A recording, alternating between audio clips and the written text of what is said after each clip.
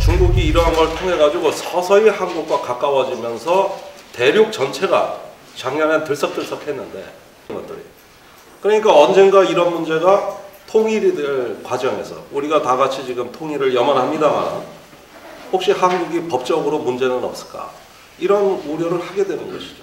이 작은 한 가지 사례에서도 그런 게 나타나는 거거든요. 저는 하루빨리 우리나라가 국가 주권을 확립해야 된다고 생각합니다. 지금이야 아무 불편 없이 살고 있지만 만일에 통일이 된다거나 했을 때 이런 문제가 혹시나 어떻게 될까. 그런데 단순히 정전협정 서명국이 아니라는 그거 하나만 우리의 취약성이 아닙니다.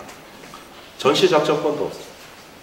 그러니까 작전권이 없는 상황에서 최근에 일본 자위대가 자꾸 한반도로 기어옵니다.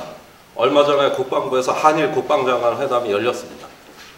그런데 일본 자위대는 작전권이 있습니다. 미일 동맹이 있다고 하지만 그것은 큰 원칙적인 공조를 하는 것이지 일본 자위대는 일본 스스로 작전 지휘를 합니다. 그런데 우리나라는 전시에 작전권이 없단 말이죠.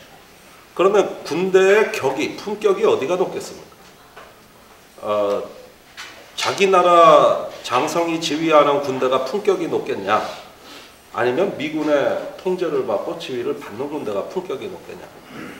이랬을 때 그 유사시에 만일에 일본이 한반도에 개입해가지고 서로 물론 그런 일은 없겠습니다만 일본이 어떤 한반도 정세에 개입한다고 했을 때 본인들이 갖고 있는 작전권을 적극적으로 행사한다면 우리가 크게 불리할 겁니다. 우리는 유엔 사령부가 만든 작전 계획 또 여러 가지 작전 통제 지휘 이런 거에 따라야 되는 입장이죠. 그럴 때 유엔군 사령관이 일본하고 연합작전을 하겠다 이래버리면 우리가 어떻게 그걸 하지 말라고 할 수 있겠습니까? 그러니까 이렇게 정전협정 서명도 못했죠. 작전권도 없죠. 이런 것들이 국가의 지금은 취약성이 돼 있죠. 워낙 안보가 급하니까 그냥 참고 살 뿐이지 사실은 이것이 이제 한반도의 평화협정이 체결된다거나 또는 어떤 거 통일의 과정으로 나아갈 때는 하나의 우리 국가의 근원적인 불리한 그런 취약성으로 연결이 됩니다. 그런 점에서 단순히 이런 것들이 눈으로는 안 보이지만 적군묘지를 둘러싸고 있는 우리의 서러움은 아직도 계속되고 있다. 아직도 그것은 계속되고 있다. 그랬을 때 참으로 신경이 복잡해집니다. 어떻게 받아들여야 될까? 어떻게 이걸 해석해야 될까? 참으로 신경이 복잡하고 한반도 분단 상황이라는 게 정말 역설적이고 복잡하구나. 이런 게 여기서 살 때는 못 느꼈습니다. 꼭 외국에 나가면 느낀다. 꼭 외국에 나가다. 그러니까 어떨 땐 중국 사람 보기도 사실은 부끄러울 때가 있는 것이죠. 저는 이런 것들이 하루빨리 정상화돼야 된다고 생각합니다. 일본은 이제 보통 국가가 돼야 된다 그러는데 정작 보통 국가가 돼야 될 당사자는 일본이 아니라 우리나라라고 생각합니다. 일본은 이미 모든 주권을 거의 다 확립하고 있죠. 그런데 우리는 지금 아직까지도 그걸 완결짓지 못하고 계속 이런 취약한 상황을 이어가고 있는 것이죠. 카메라가 있으니까 이렇게 자유롭게 움직이지 못하고 왠지 좀 고정이 되는 것 같은데 굉장히 그 예술적 풍모가 아주 잘 갖추신 분이 촬영하니까 그래도 됩니까? 예. 근데 제가 안산에 많이 왔지만 이렇게 좋은 카메라 시설은 오늘 처음. 네.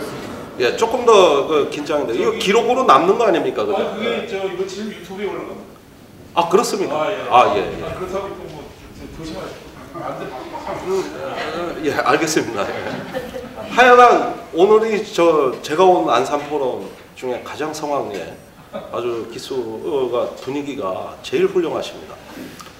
제가 오늘 말씀드릴 주제는 이제 동아시아 정세가 어떻게 되느냐, 그 중에 한반도 이 평화가 잘 유지되고 있느냐, 이걸 조금 함축적으로 설명을 드리고자 하는 것인데, 오늘 이제 휴전선 일대 최전방 지역을 이렇게 보셨을 때 느껴지는 그 긴장감이랄까, 어떤 북한에 대한 어떤 그 아련한 느낌들 같은 경우는 단순히 그 지역에 국한된 게 아니라 이 동아시아의 큰 질서로와 직간접적으로 관련을 맺고 있는 상황들이에요. 동아시아가 어디로 가고 있느냐, 왜 한반도는 이런 상태가 지속돼야 되는가, 이런 문제들은 하나하나가 분리된 게 아니라 다 포괄적으로 연관되어 있는 것인데, 쉽게 말하면 이렇습니다. 지금 남사군도라고 저 말라카 해협 쪽에 그 중국이 인공섬을 건설해 가지고 거기다가 이제 자기네 비행장을 건설하니까 미국의 구축함이 출동을 해 가지고 그 섬 부근으로 접근을 했고, 이에 대응해 가지고 중국도 마찬가지로 구축함을 출동시켜서 굉장히 양측 간의 무력 시위와 긴장이 고조되고 있는 상황이고, 미국은 혼자 가는 게 아니라 일본 자위대를 또 데리고 갑니다. 그러니까 일본은 그러지 않아도 요즘 안보법제라고 해가지고 이제는 외국에 나가서 자유롭게 군사작전을 하겠다는 걸 선언하고 있는 나라인데, 때마침 멍석이 깔려버린 거죠. 아주 좋은 기회가 된 것이죠. 그래서 미일이 한쪽으로 가 있고, 또 중국은 계속해서 힘을 과시하는 이러한 양상으로 진행이 되고 있습니다. 그런데 이 동아시아에서 이런 해양 분쟁이라는 게 참 뜻밖인 것은 뭐냐면, 지금까지 그 미중이 대결하던 양상과 매우 다릅니다. 지금까지 미중이 그 군사적인 대치 양상을 보면은 매우 특징적인 양상이 드러나는데, 미국이 중국을 견제하는 방식을 보면은 마치 권투에서 아웃복서 같은 스타일입니다. 그러니까 우리나라 그 서해로부터 저쪽 말라카 해협 남쪽까지 이 바다를 빠른 기동력으로 휘젓고 다니는 것이죠. 그 주축은 요코스카에 그 모함을 두고 있는 미 7함대 전략입니다. 이 7함대 전략에 이제 항공 모함이 상주하고 있고, 거기에 많은 그 이지스 구축함이라든가 또 항공 모함에 탐재된 최신의 전투기라든가 각종 그 전략 무기들이 일제히 휘젓고 다니면은 이게 아웃복서 같아가지고 중국의 정신을 다 혼을 쏙 빼는 것이죠. 반면에 중국은 그럴 만한 능력이 안 됩니다. 아직까지는 해양의 기동력이 떨어지는 것이죠. 그러니까 중국은 인파이터 같이 대응을 하죠. 그러면은 73년에 무하마드 알리하고 조지 포먼의 경기를 혹시 보셨습니까? 그 세기의 대결. 알리는 굉장히 그 빠른 스텝으로 링을 지배하고, 조지 포먼은 계속 견제를 당하다가도 단 한 방의 카운터 펀치로 상대방을 위협할 수가 있는 것이죠. 중국은 그런 스타일의 군사력을 지금까지 건설해 왔던 겁니다. 미국이 접근하면은 언제건 한 방으로 때리겠다 그래가지고 이거를 반접근 거부 전략이라는 어려운 말을 씁니다. 즉 접근을 거부하고 차단하겠다는 것이죠. 그렇게 되면 이 아웃복서와 인파이터가 싸우는 이 동아시아의 해양의 양상을 보면은 아직까지는 미국이 압도적입니다. 마치 무하마드 알리가 조지 포먼을 효과적으로 공략해서 8회 링의 한 구석에 KO 펀치가 장렬하면서 당연히 전문가들은 조지 포먼이 이길 줄 알았는데 그 큰 덩치의 헤비급 선수가 맥없이 쓰러진다. 이런 양상이 현재 미중 간의 군사적인 양상이라고 보면 됩니다. 그런데 문제는 어디서 이 승패가 결정이 나겠느냐는 것이죠. 그런데 권투는 링의 구석이 4군데입니다. 주로 사각의 링의 중앙에서는 승부가 나는 적이 거의 없죠. 대부분 링 구석에서 승패가 판가름이 나는 것이죠. 그런데 실제로 동아시아에 4개의 열점이 존재합니다. 그 첫 번째가, 옛날에는 가장 위험한 곳을 꼽으라 그러면 1990년대까지는 누가 뭐래도 대만 해협이었어요. 중국 대만 사이에 있는 그 좁은 대만 해협이 가장 위험했다고 그랬고, 실제로 거기서 사건이 제일 많이 일어났죠. 포격전도 있었죠. 또 미국 정찰기가 중국에 의해 가지고 불시착하는 사건도 있었죠. 그 대만 해협 사태라고 그래가지고 여기서 군사적 긴장이 가장 고조됐다고 할 수가 있죠. 그런데 그 후에는 그것이 아닙니다. 어디로 또 옮겨갔느냐? 한동안은 우리 서해로 옮겨갔습니다. 언제? 2010년에 연평도 포격 사건이 나기 전후에 그 미국의 조지 워싱턴 항공모함이 우리 서해에 진입할 무렵에 미국과 중국 간의 날카로운 신경전이 벌어졌습니다. 중국은 만약에 미국의 항공모함이 서해 진입하면 살아있는 표적이 될 거다 하면서 실제 실탄사격 훈련을 동중국해에서 실시합니다. 이에 굴하지 않고 미국은 계속 호시탐탐 서해에 진입할 기회를 노리다가 때마침 연평도 포격 사건이 터진 겁니다. 그게 11월 20날 터졌고, 그래서 이걸 명분으로 해가지고 긴장이 고조된 상황에서 11월 30날 미국의 조지 워싱턴 항공모함이 서해로 들어오는데, 이게 미국의 항공모함이 역사상 베이징에 가장 가까운 거리에 근접한 사건입니다. 항공모함이 온 걸로. 그러니까 중국 전체가 스트레스를 받았죠. 이걸로 또 긴장이 크게 고조된 적이 있습니다만 요즘은 또 조용합니다. 그런가 하면은 최근에 3년 전에는 그 일본명 센카쿠, 중국명 다오디령, 그 자그마한 섬 열도에 이제는 저기 일본과 중국이 심각한 총은 안 쐈지만은 물대포를 쏘는 그 물리적 충돌을 겪었고, 곧이어 오바마 미국 대통령이 센카쿠는 미일 방위 조약 범위에 포함된다고 선언을 하면서 앞으로 중국이 센카쿠를 위협하면은 미국이 개입하겠다고 선언을 하게 되는 것이죠. 그러면서 그 계속 분쟁이 고조되다가 요즘 들어와가지고 또 조용합니다.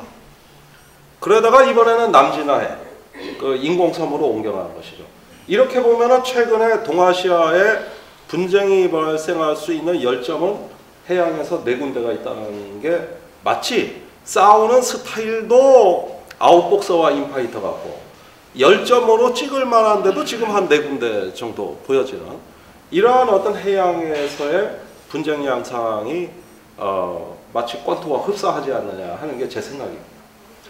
이러한 어떤 분쟁에서의 힘의, 의지의 충돌, 힘의 충돌 이런 것들은 미국과 중국이 아시아에서 해양에서의 주도권을 장악하기 위한 매우 치밀하고 또 계산된 행동들이라고 할 수 있습니다. 이거는 미중 간의 힘과 힘이 충돌하는 하나의 본선 부대라고 할 수가 있는 것이죠. 그러나 만약에 미중 간의 전면전이 벌어진다면 여기서 전면전이 발생하지는 않습니다. 강대국 간의 분쟁은 대결승전이라고 할 수 있는 누가 최고의 패권자냐 이거를 가리는 하나의 강대국 간의 최종 전쟁이라고 하면은 그거는 다른 특설 링으로 옮겨서 그게 어디냐? 어딜 것 같습니다. 한반도 아니 그것도 아니고 북극입니다. 북극권이죠. 북극 상공에서 한번 내려다본 북극권 지도를 한번 보시면 북극이라는 누구의 영토도 아닌 중간에 북극을 중앙으로 해가지고 미국, 중국, 러시아가 서로 한 공간에서 상대방을 노려보고 있고, 이제 미사일 전쟁이 강대국 간에는 최후의 전쟁이라고 할 것인데 모든 미사일 방어 기지가 북극권을 향해 있습니다. 그리고 북극의 한쪽 끝은 스칸디나비아 반도가 있지만 그 반대편은 일본 열도의 끄트머리도 보입니다. 여기가 미사일 방어의 가장 요충지입니다. 양쪽에서 중국, 러시아를 압박하는 미국의 미사일 방어 기지가 있는 여기가 바로 뉴욕의 특설링입니다. 그러면 북한이 핵실험, 미사일 시험을 왜 하냐? 나도 저 특설링에 한번 서보겠다. 강대국 대접해달라는 거죠. 이래서 평소에는 한반도 서해를 비롯한 동아시아 해양에서 4개의 열점을 중심으로 강대국 간의 힘의 대치 구도가 형성이 되고 있고, 이런 것들을 넘어서는 어떤 하나의 패권을 결정할 수 있는 최후 전쟁터로서는 북극권을 중심으로 해서 미사일과 미사일 방어 전력이 에워싸듯이 배치가 돼 있습니다. 만약에 강대국 간의 미사일 전쟁을 한다면은 그 미사일은 반드시 북극을 통과합니다. 그게 최단거리거든요. 태평양을 가로질러 간 거리가 멉니다. 그러나 빠른 시간 내에 상대방을 제압하기 위해서는 북극을 통과하게 돼 있는데 이게 천체항법이라고 하는 거예요. 북한이 이제 미국의 미사일을 쏴도 이것을 통과하겠죠. 그러다 보니까 여기가 미사일 방어의 최고의 요충지이자 제가 보기에는 하나의 특설링이다. 이렇게 분쟁의 서열들이 쭉 지금은 짜여져 가지고 하나의 세계 분쟁의 어떤 서열 구조가 존재하는 것이죠. 이거를 작전 계획으로, 군사 계획으로 전환할 때 이런 걸 군사용어로 전투 서열이라고도 하고 여러 가지 또 전역이라는 말도 씁니다. 어디까지를 전쟁을 우리의 군사력을 투입하는 하나의 그 에어리어로 볼 거냐 해가지고 뭐 전역이라는 말도 쓰고 여러 가지 작전 개념이 나옵니다. 그런데 이렇게 본선과 결승전이 있다 그러면은 당연히 예선전도 있을 거 아닙니까, 그죠? 예선전은 동네 체육관에서 하는 건데 이것은 미국과 중국의 강대국의 깃발은 휘날리지 않습니다. 고만고만한 사람들끼리 싸우는 거죠. 그런 국가들끼리. 예컨대 인도 파키스탄이 분쟁이 많은데 국경에서 뭐 총 쏘고 포 쐈다 그러면 미국 중국에 신경 씁니까? 그냥 니네끼리 싸워. 니네끼리 이런 것이죠. NLL에서 남북한 함정이 포를 쏘면 미국 중국이 개입을 하냐? 출동합니까? 안 합니다. 그건 남북한 간의 문제라고. 이런 게 이제 예선전이죠. 국지전이죠. 이런 것들은 강대국이 직접 개입을 안 합니다. 그러니까 이렇게 분쟁의 서열이 예선전, 본선, 결승전으로 이렇게 하고 그 각각에 맞는 무기와 군대를 배치하고 운영하는 게 적어도 하나의 패권이라고 할 수가 있는 것이죠. 왜 이렇게 됐느냐? 왜 이런 식의 분쟁 구조로 가게 됐느냐? 이것은 21세기의 새로운 질서입니다.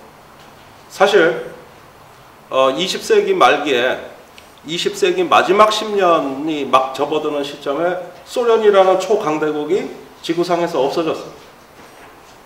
그렇죠. 그 다음에 21세기에 들어와서 첫 10년간 미국의 힘이 급격히 약화됐어요. 경제난이 부딪혔죠. 특히 2008년 이후 지금까지가 특히 심합니다. 시캐스터가 발생하고 그러면서 자동 예산 삭감 조치가 발동이 되고 그런가 하면은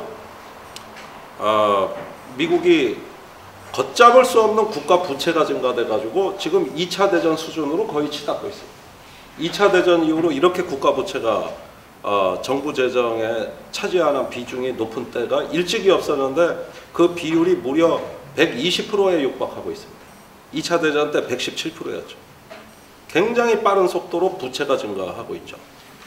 그런 어떤 경제적인 힘의 약화가 전쟁 에너지의 감소로 이어져 가지고 현재 미국은 11개의 항공모함 전단을 거느리고 있습니다만 그 중에 7개가 수명년 한 30년이 거의 지나서 계속 정비창에 입고하고 있습니다.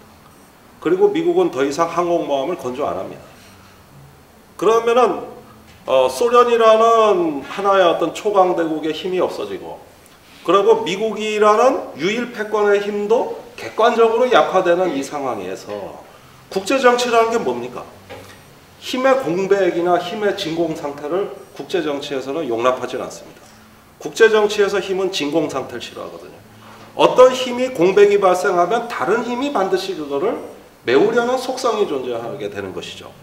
이러한 미국과 소련이라는 강대국의 힘의 공백을 메우고 나선 것은 중국과 일본입니다.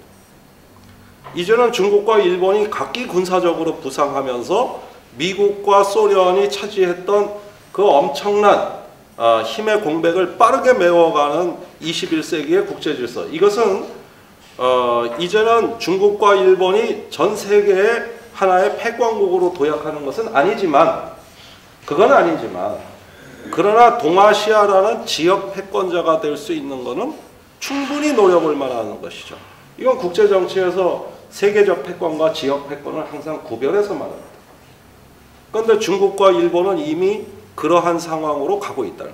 그런데 일본의 경우에는 사실은 미국의 어떤 힘의 쇠퇴에 해당되는 군사적 공백을 빠르게 메움으로써 2차 대전 이후에 지난 70년간 패전국으로서 강요된 평화, 즉 주권이 없이 강요된 평화. 이제는 이것을 전면적으로 탈피하고 정말 전쟁할 수 있는 국가, 더 나아가서는 아시아의 지도국이 될 수 있다는 이런 국가의 팔자가 고쳐지는, 새롭게 격이 높아지는 이런 단계로서 이 새로운 질서를 활용하고 있는 것이죠. 그렇게 들어가다 보니까 이제는 어느 상황까지 갔느냐 하면은 미국이 아시아 해양에서 앞으로 군사작전을 할 때 일본과 연합하지 않으면 작전이 안 되는 상황까지 나가고, 일본 자체가 거대한 기지국가, 거대한 미국의 발진기지국가, 병참국가, 그러면서 또 미국의 어떤 부족한 군사력을 대부분 보완해 줄 수 있는 하나의 아시아의 미국의 최고의 동맹국, 그러면서 미국이라는 큰 형님, 패권을 보좌하는 하나의 아시아의 지도국, 이런 양상까지도 아베 총리는 내다보고 있는 것이죠.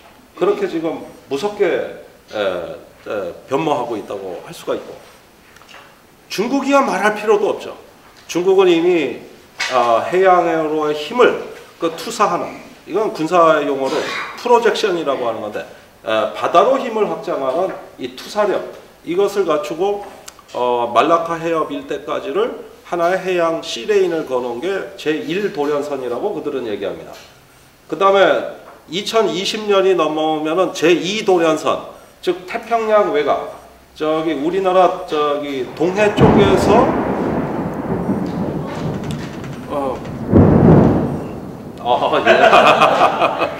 예. 동해 쪽에서 그 저기 태평양으로 이렇게 그거죠. 전쟁 났나? 어째 오늘 분위기에 좀 맞는. 네. 그런데 그 제2도련선까지도 이제 그 진출을 하겠다는 것인데, 이거는 중국이 항공모함을 다 작전 배치하고 국방비가 미국을 따라잡는 날은 거기까지 가겠다는 거예요. 근데 그것까지는 아직은 안 됐고, 그런 수준까지는 아직은 안 됐고, 이제 막 힘을 해양으로 투사하는 그런 단계입니다. 그런데 중국이 이렇게 힘을 밖으로 해양으로 투사하게 될 수 있었던 건 뭡니까? 옛날에는 왜 안 되느냐? 중국과 육지를 접하고 있는 아시아 국가가 16개 국가입니다. 그래서 이거를 중국말로 육속 국가라 그럽니다. 육지에 속해 있다. 국경이. 다 전쟁이었어요. 과거에 중국은 소련하고도 전쟁을 했죠. 베트남하고도 했죠. 인도하고도 했죠. 또 위구르, 몽골 뭐 이렇게 해가지고 모든 어떤 그 치안과 안보의 문제가 육지에 있었는데, 지금 중국이 육지에서 분쟁이 한 개도 없습니다. 다 해결됐어요. 육지에서 지금 중국이 치르는 군사 분쟁이 하나도 없습니다. 없죠. 그 힘이 이제는 바다로 이것이 그 방향이 바뀌는 거고, 이걸 중국 해군의 아버지라고 얘기하는 류하칭이라는 사람이 1986년에 만든 해양 전략에 따라서 30년 후에 결국은 해양으로 그 사람이 예언한 대로 가고 있는 겁니다. 그러니까 21세기의 분쟁은 해양 분쟁이 되는 것이고, 여기서 본선전이 있는 것이죠. 조금 오늘은 바깥이 자꾸 신경 쓰이는 느낌이 드는데 비가 오는 거지. 예. 예. 그러니까 이런 전쟁 같은 음향을 배경으로 제가 강의를 하니까 훨씬 실감나지 않나요? 저런 빗소리, 천둥소리 속에서 이런 그 얘기가 나가야 훨씬 더 실감이 나는데, 이 카메라에도 그 소리까지 녹음됐으면 참 좋겠네요. 그러니까 결국은 뭡니까? 이런 그 힘의 확장이라는 것은 중국이 선하고 악해서 문제가 아닙니다. 또 미국이 선하고 악해서 문제도 아니에요. 강대국의 속성입니다. 어떤 속성이냐? 강대국의 전쟁의 가장 큰 특징은 자기 영토에선 전쟁 안 한다. 멀리 나가서 원정 작전을 하지 왜 자기 영토에서 전쟁을 합니까? 이런 것들이 자꾸 바깥으로 나가서 원정 작전을 선호하다 보니까 해양이 주무대가 되는 것이죠. 그러면서 강대국은 항상 자기 영토에서 전쟁을 하지 않기 위해서 남의 나라 가서 전쟁을 해왔어요.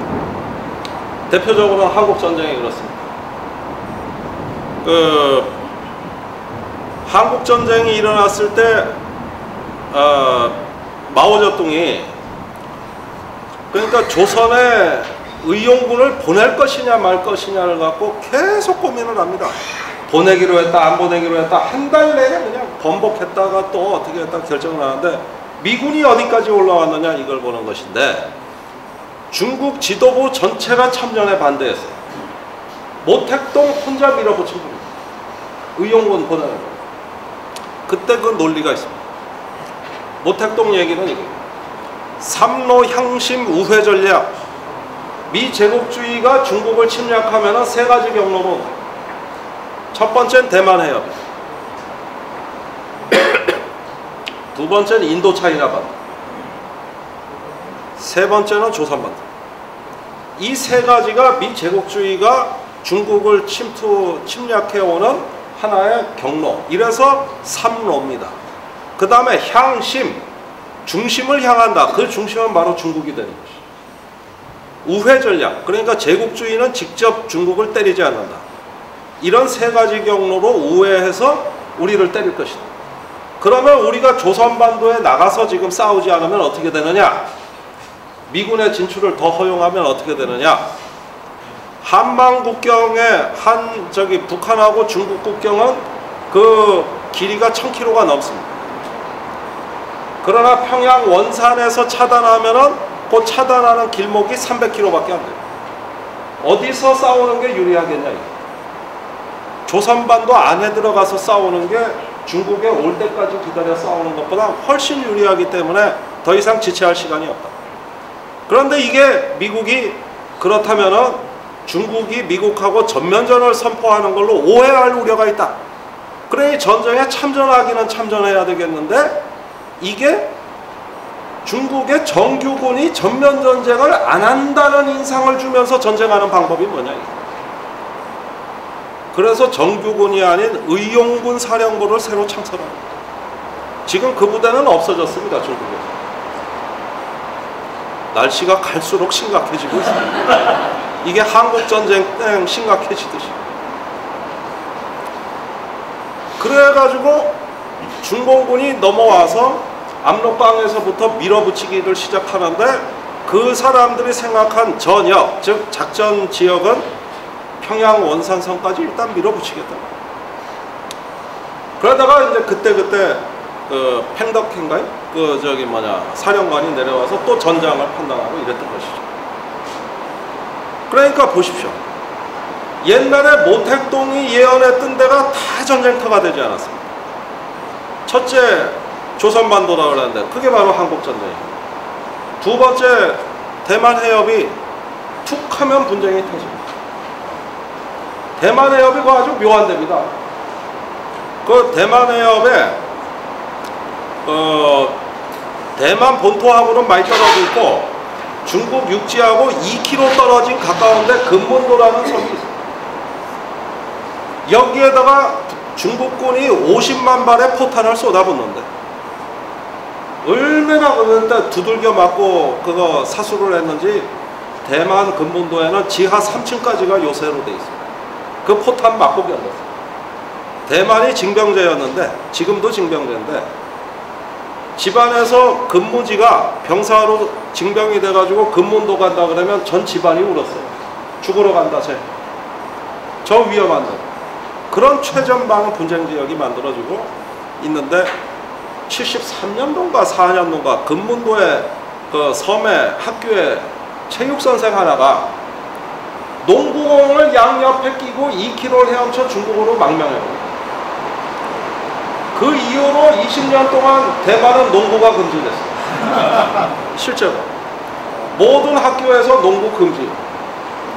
얼마나 예민하면 얼마나 그랬습니다. 그 금문도가 지금은 평화의 섬이 돼가지고 고량주 생산에 돈 제일 잘 내고 많이 버는 섬이 되죠. 그 다음에 인도 차이나 반도는 베트남 전쟁이 있었다. 이게 미국을 자극했다는 거예요. 한국이 중국화된다. 이런 얘기가 일파만파 퍼지기 시작해가지고 부랴부랴 박근혜 대통령이 미국에 가서 우리는 미국과 영원한 동맹을 다시 재확인하는 것이죠. 그래서 도하 신문에 보십시오. 보수 진보 할 거 없이 모든 신문이 방미 성과를 뭐라고 썼느냐 하면은 중국 경사론을 불식시켰다. 중국에 기울어졌다는 우려를 불식시켰다. 이렇게 썼습니다. 그런데 한국이 중국에 경사됐습니까?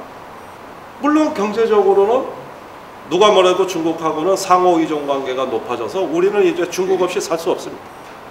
그렇다고 해서 외교 안보적으로 중국에 경사됐느냐? 그건 아니에요. 중국에 경사된 것도 없어요. 그런데 미국이 이거 갖고 불편해할까 봐 같은 것이죠. 그런데 사실은 한국이 중국화되고 있다는 괴담을 퍼뜨린 당사자는 일본 언론이었습니다. 일본 언론이 계속 이걸 써제끼고 봐라, 한국이 이제 중국에 붙으려고 저런다. 계속 중국화되고 있다. 매일 써대고 미국의 여론 시장에 언론계에다가 이 얘기를 계속 확산시켜 보니까 일본이 퍼뜨린 그 허황된 논리를 우리가 해명하라고 한 격이 돼버린 거예요. 말이 됩니까 이게? 그걸 해명하라. 사실은 한미동맹이라 그러지만 미국은 할 짓 다 합니다. 어떨 땐 러시아하고 협력하고 어떨 땐 중국하고도 협력하고 할 거 다 해요. 우리도 주권국간이 할 수 있는 거예요. 그렇게 중국에 경사된 것도 없어요. 그런데 요즘 미국하고 일본하고 동맹이 강화되면서 한국이 원했던 만큼 그 속으로 들어와 주질 않으니까 일본이 계속 우리를 견제하죠. 그리고 미국은 계속 한일 관계 보완하라고 압력을 행사하고 있죠. 그래가지고 그걸 해명하러 갔으니까 사실 이 말 정도 하러 미국에 갔다 그러니까 별로 할 말도 없었어요. 이 정도. 정작 중요한 얘기는 오바마 박근혜 정상회담인데 여기서 이런 중국의 우려를 불식하겠다는 이런 중국화된 것이 아니라는 얘기를 자꾸 하니까 오바마 대통령이 그러면 저 남사군도에서 중국이 자꾸 설치는데 그것도 한마디 하세요. 이렇게 얘기를 해요. 그 다음에 그 기자들 정상회담에 이어서 기자들 회담을 질문을 받는데 미국 기자가 그렇게 질문해요. 얼마 전에 열병식에 참석하셨는데 그거는 미국인한테 어떤 메시지를 주려고 하신 겁니까? 여러 코너 아주 상당히 발칙하게 질문을 하는데 결국은 말귀를 못 알아듣고 박근혜 대통령은 또 동문서답을 했어요. 사실은 답변 내용을 제가 기억을 못 하겠어요. 워낙 엉뚱한 답변을 하셨어요. 그래서 이게 보면은 이번에 어떤 그런 외교적인 행태가 박근혜 대통령이 이제 외교를 잘해서 굉장히 지지율이 올라가고 한복이 잘 어울려서 또 뭐 영어 연설도 가끔 하셔서 지지율이 많이 올라가는데 이번 정상회담만큼은 사실은 납득하기 어려운 주권국가로서는 좀 다소 굴욕적인 정상회담이었다고 저는 생각합니다. 돌아오자마자 일본의 방위상이 우리 한민구 국방장관한테 한반도 이북에 대한 주권은 한국 정부에 없다는 취지의 발언을 합니다. 북한의 자위대가 진출할 때는 한국 정부의 동의를 받는다는 걸 동의할 수 없다. 왜? 북한은 별개 국가다. 그거는 대한민국의 주권에 미치는 것이 아니라 별개 국가다. 이렇게 얘기를 했죠. 사실은 국제법적으로는 맞는 얘기입니다. 유엔 헌장에 비춰봐도 일본 얘기가 틀린 건 없죠. 이거는 한민구 장관이 자꾸 우리 동의 없이 북한 갈래 말래 이렇게 질문한 거에 대한 답변 형식으로 나온 거거든요. 그러면 그 말이 유도가 됐으면 그 다음에 한민구 장관이 즉각 반박을 했어야 되는데 사실은 반박 없이 지나갔습니다. 그거는 내가 한 수 가르쳐 주겠다. 남북한은 통일을 위한 특수관계라고 남북 간에 합의하지 국가 대 국가 관계 아니다. 우리는 원래 한민족인데 나라가 분단된 거는 일본 니들 때문에. 니네가 식민지를 했기 때문에 그게 분단으로 이어져. 그러니 한반도 북단에 대해 함부로 거론하지 마라. 이건 한국 국민들이 몹시 화난다.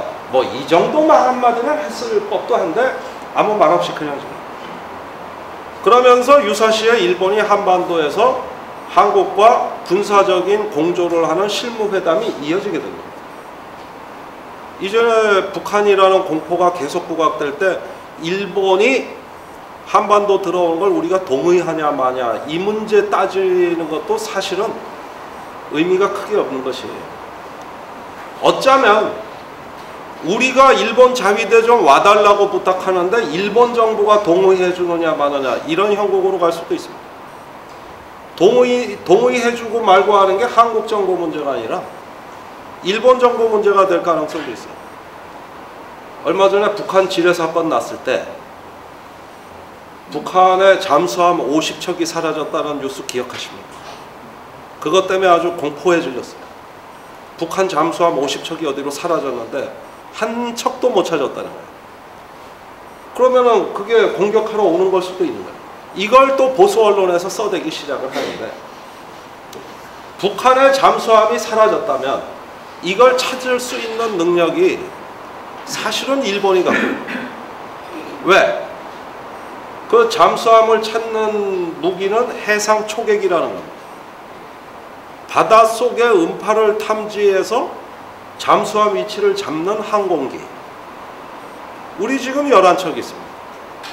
일본 70척 있습니다. 압도적으로 대잠수함 전력은 일본이 다 갖고 있는데 북한의 잠수함이 어디로 사라졌다 그러면 이게 실제로 유사시에 현실적인 위협으로 등장한다면 그 다음에 북한 잠수함 안 무섭습니까? 저는 굉장히 무섭습니다. 그렇다면 결국은 우리 힘으로 방어가 안 되니 일본에 손을 벌리고 일본이 동의해주는 사실은 이게 걱정이 되는 것이지 일본이 동의 없이 한반도 들어오는 난 이건 걱정거리도 안 된다고 봐요.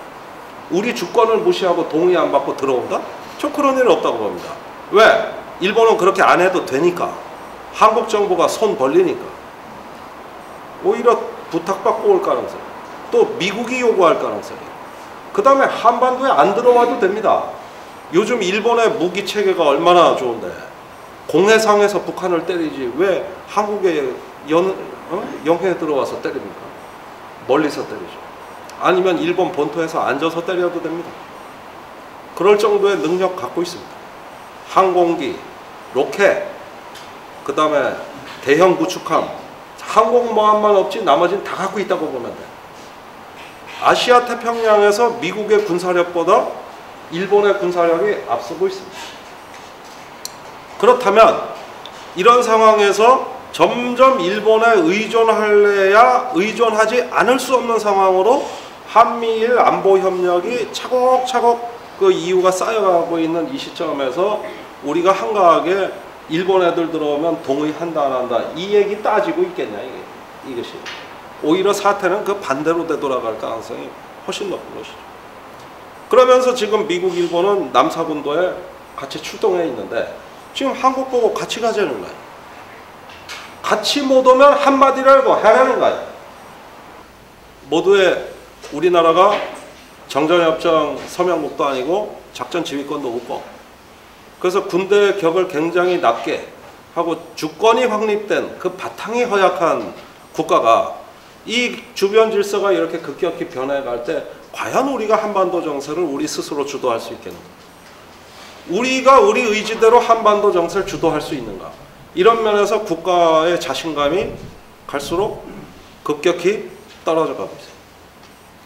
이게 우리의 문제입니다. 그러나 과거에 남북 화해가 이루어지고 육자회담이 열릴 때 그때는 우리가 한반도 정세를 우리가 주도했어요. 오히려 일본이 우리 눈치를 보던 것 같습니다. 오죽하면은 사자회담을 하는데 일본하고 러시아가 자리 하나 더 달라고 자꾸 옆에서 기웃거려가지고 의자 2개 더 만들어준 게 육자회담 아닙니까? 그럴 때 어디 우리가 주도하고 일본이 따라왔지 지금처럼 일본이 주도하는 질서에 우리가 서서히 끌려가고 눈치 보는 이런 눈치국가 굴욕국가가 언제 있었습니까? 지금 한반도는 일본이 보통 국가화 됐다는 것은 한반도에 가장 가까운 거리에 우리가 못 보던 국가 하나가 새로 생겼다는 얘기하고 똑같은 얘기입니다. 평화헌법이 살아있던 일본하고 그것이 무력화된 일본이 어떻게 갔습니까? 완전히 다른 국가죠. 그렇다면 없는 국가가 주변에 하나 새로 생긴 건데 이건 지정학적 변동입니다. 제가 보기엔 지정학적인 큰 질서의 변동.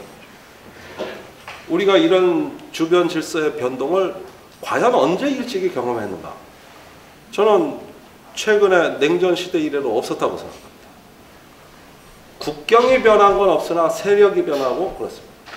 옛날에는 가만히 앉아서 자기 영토나 지키기에 급급하던 국가들이 이제는 밖으로 나오는 군사력의 진용을 갖추면서 새로운 모든 배치가 완결이 됐다. 이거는 형을 바꿨다. 이런 뜻이 되는 것이고, 그 다음에 그 바꾼 형을 어떤 하나의 열점, 분쟁 지역을 선택해서 거기에 집중해가지고 투입했다 하면은 이거는 세를 발휘했다.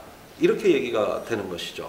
여기서 이제 형과 세가 우리한테는 하나의 어떤 변화의 그 요인으로 이제는 목격되기 시작했다. 이겁니다. 그런데 진짜 강대국의 특권은 뭐냐? 이 네 개의 열점, 링 구석에서 어디서 승부를 결행지을 것인지 패권자는 선택할 특권이 있습니다. 과거에 미국이 한반도를 선택한 것이죠. 한반도에 전쟁이 일어나는 바람에 대만에선 전쟁이 안 일어났던 겁니다. 이거는 강대국의 특권이죠. 우리 특권입니까? 우리는 그냥 당하기만 했던 것이죠.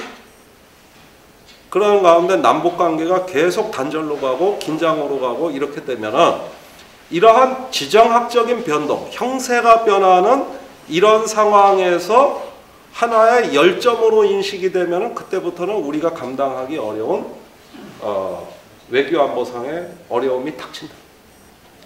이것은 아까 대표님이 우리나라가 망하질지도 모른다고 했을 때 네 번째 이유. 예, 남북이 계속 대립하는 이런 상황이 망할 수도 있는 상황으로 간다는 건 뭐냐? 남한과 북한이 그렇다는 게 아니라 동아시아 질서가 지금 갖춰진 형을 거기서 나오는 세를 한반도 쪽으로 향하게 만드는. 그러니까 여기가 세력 경쟁의 각축장이 되는 이러한 상황이 우리에게는 감당하기 어려운 상황인데 지금은 일본도 들어오겠다 그러고 이제는 미국이 아예 일본을 끼고 들어오겠다 그러면서 한국 보고 선택해라. 중국이냐 동맹이냐 선택해라.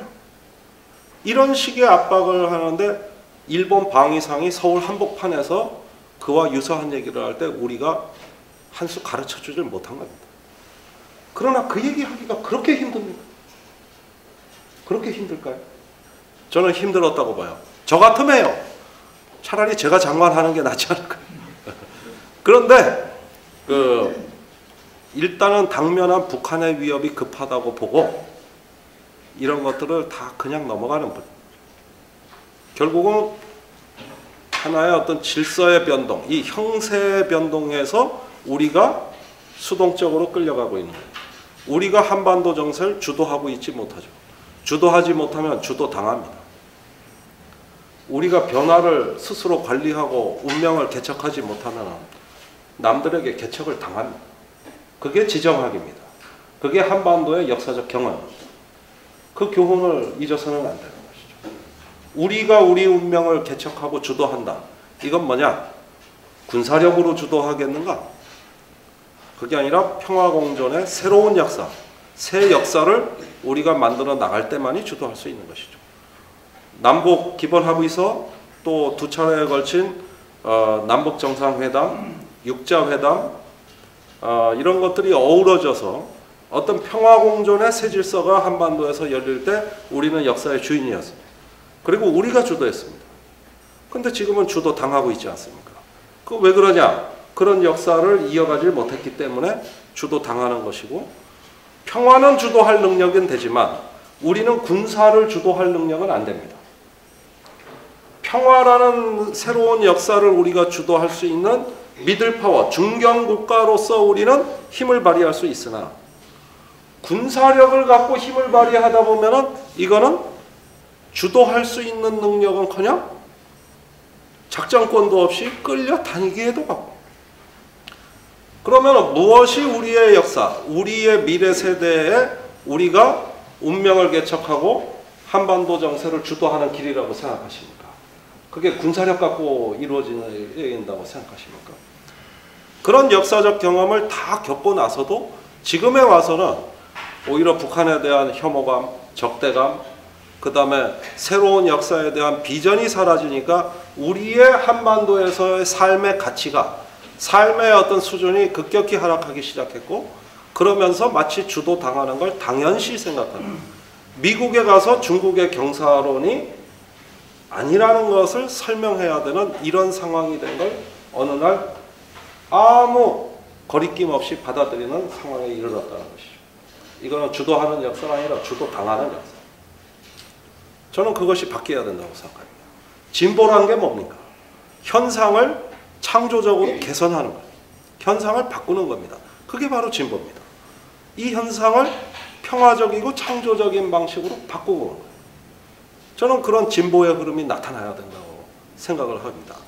상당히 지도자의 용기와 불굴의 의지, 그 다음에 우리 시민들의 노력이 합쳐져야 가능한 일인데, 지금 그러한 흐름들이 갈수록 약화되면서 이제는 일본에게도 무시당하고 미국 가서도 잔소리도.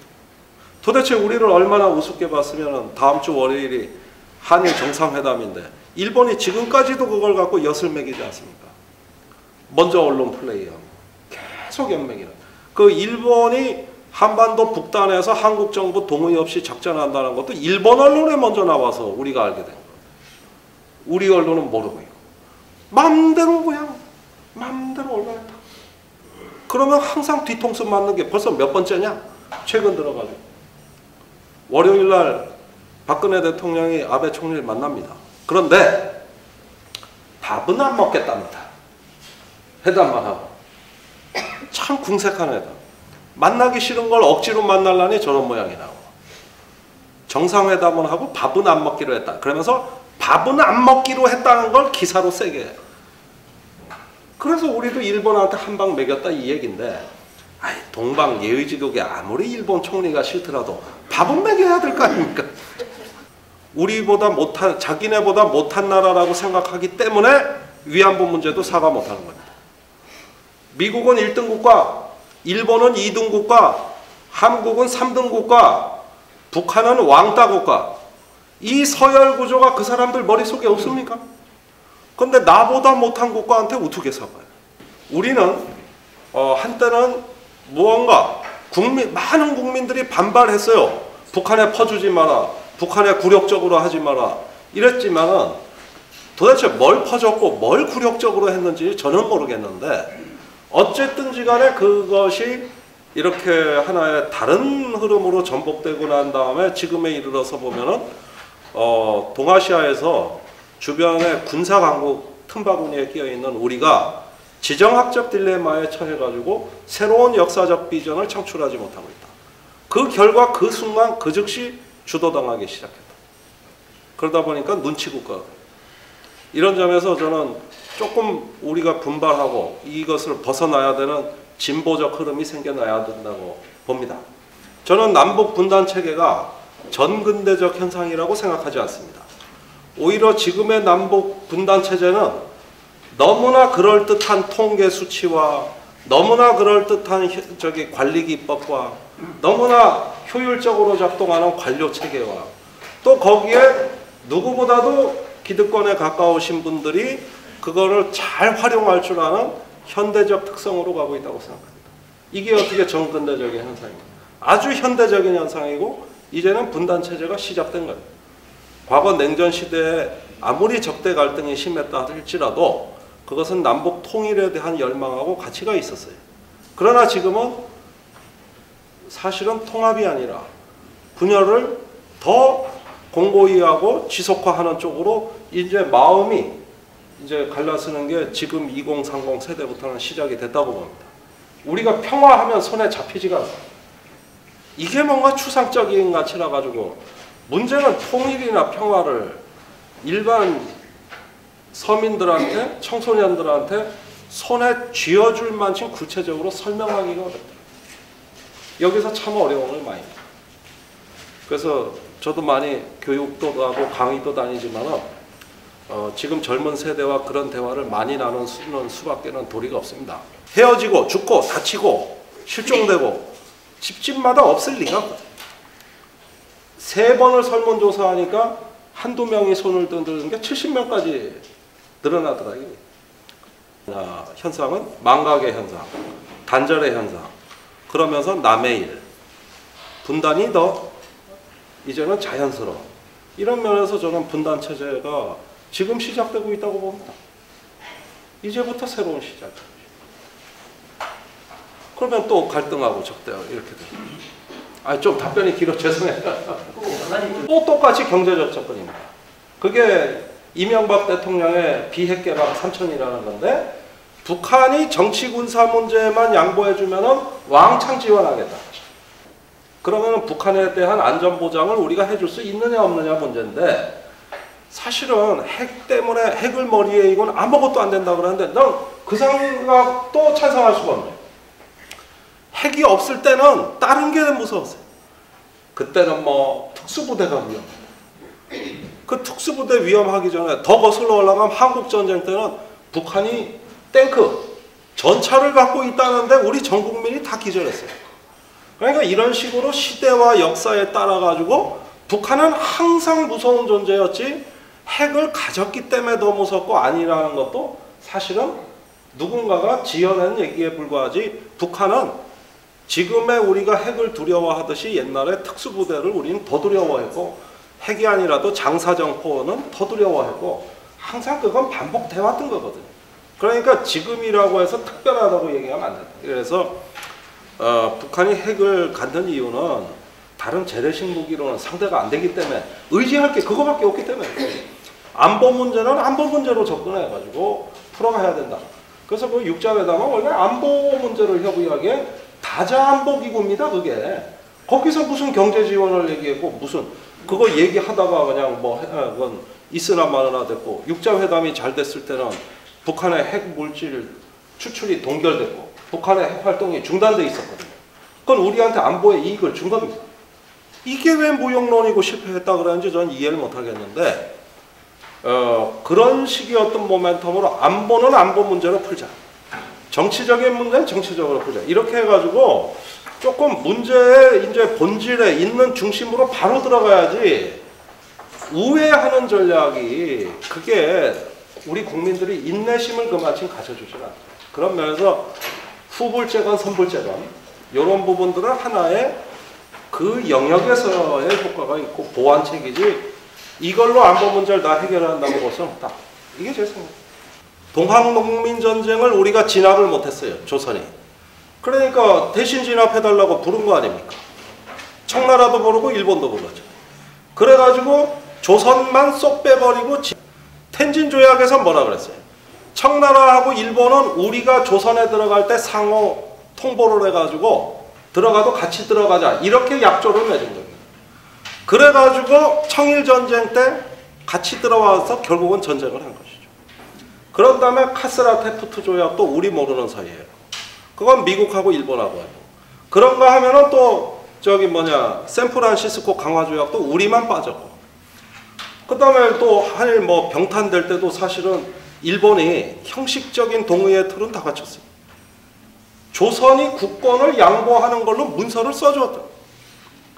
그러니까 이런 식의 형식적인 동의 절차라는 것들은 우리 역사에서 한 번도 위배된 적은 없는 거예요. 언제 강제로 합병했습니까? 언제 강제로 들어왔습니까? 동의 절차 다 밟았어요. 동의를 하게 만드는 그 구조가 문제였던 것이죠. 그러면은 나중에 일본 자위대가 들어올 때 우리한테 동의를 구하는 상황이 있겠느냐? 있을 수 있습니다. 일본 자국민 구출하겠다. 우리 재산 보호하겠다. 이런 것들이 있을 수 있어요. 그중에 인도주의적인 요인이 있다면은 저는 그거는 한번 생각해 볼 여지가 있다고 봅니다. 민간인 빼는 거 이런 거. 뭐 일본으로 탈출하는 거. 이런 것들은 제가 보기에는 사실은 생각해 줄 여지도 있습니다. 인도주의니까. 그러나 군사력이 들어오는 거. 군사력이 와서 군사적인 행동을 하는 것. 이건 문제가 다른데 이거는 동의 없이 들어오지 않습니다. 왜? 동의 없이 들어온다는 건 침략군인데 완전히 뭐 선전포고인데 한일 관계가 그런 식의 거친 그 외교를 다 무시한 형태로 해서 우리를 주도하지는 않을 것이다. 그렇게 하게 만드는 상황을 먼저 만들겠죠. 그렇게 할 수밖에 없는 상황. 이걸 강제하는 것이죠. 그럼으로써 우리가 조금 생각해 봐야 될 것은 지금 한일 간에 안보 협력하고 있는 것 말이에요. 이미 일본의 도움 없이는 미군이 한반도에서 작전을 못하게 작전 체제가 지금 다 바뀌었어요. 지금 미국으로서 급한 겁니다. 빨리 한일 군사 협력해야 유사시에 미국이 자유롭게 들어온다는 거죠. 왜? 일본 기지에서 다 발진하는 거니까. 한반도 들어오는 증왕군이. 그러니까 항만 또 수송 이런 거 한일 빨리 협정 맺으라는 겁니다. 그게 군수 협정이에요. 이거를 우리한테 강요를 해버리니 이건 뭐냐 하면은 이미 그 한일 군수 협정을 맺는 그 순간 그 자체가 동호입니다. 그 자체가 동호예요. 자, 북한에서 미사일을 쐈어요. 중거리, 장거리 미사일을 쐈는데 이게 한반도 영공을 지나갈 땐 주한미군 사령관이 요격하고 일본 영공을 지나갈 때는 주일미군 사령관이 요격하고 괌까지 가거나 하와이에 갔을 땐 태평양 사령관이 요격하고 이게 됩니까? 미사일이 완행열차입니까? 북한에서 미국 본토까지 가는데 20분밖에 안 걸려요.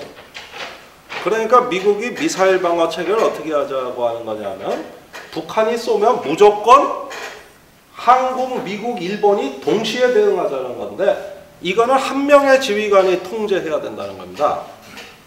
주일미군, 주한미군 사령관이 화상회의로 회의하고 쏩니까? 그럴 시간적 여유가 없다. 단일 지휘관이 다 통제하자. 군사력이 작동하는 시스템 자체가 통합돼 버린다니까. 이럴 때 분초를 다투는 작전으로 막 몰아넣는데 언제 동의할 겁니까? 사전 동의 받아놔야죠. 지금 얘기하자면 그거 얘기하자는 거예요. 지금 그 얘기를 하자는 거예요. 이런 얘기는 잘 모르셨을 거예요. 그렇지 않습니까? 그러니까 생각보다 진도가 많이 나갔어요. 그러니까 아무리 보수적인 대통령, 박근혜 대통령이라도 일본하고 관계 개선하기가 이제 겁나는 겁니다. 이거 외에는 방법이 없는 거예요. 이 평화의 흐름 속에서만 우리가 주변 정세를 주도할 수 있지 군사 안보만 가지고 우리가 자주국방을 지금 못하는 나라가 우리 스스로 동맹 없이 자주국방을 못하는 나라가 어떻게 이걸 주도합니까? 방법은 평화밖에 없어요. 그것이 평화가 되질 못하니까 이런 군사적인 흐름이 아무런 저항 없이 들어오고 있는 거예요. 그래서 그 동의 문제는 곧 해결될 거라고 봐야죠.